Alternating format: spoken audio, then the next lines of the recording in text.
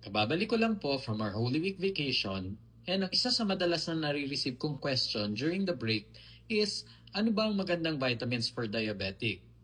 Now, ang mga diabetic patients ko po, nire-resetahan ko ng vitamins nakadepende kung ano ang mga pangangailangan nila. For example, ang isang pasyente po na parating nagkakaroon ng mga ubo, sipon, or mga signs of infection, usually binibigyan ko yan ng vitamin C na merong zinc. Kung halimbawa naman po, ang problem is neuropathies or yung mga pamamanhid, no, ang tutusok-tusok ng mga kamay at saka mga paa, then ang binibigay ko dyan is vitamin B complex.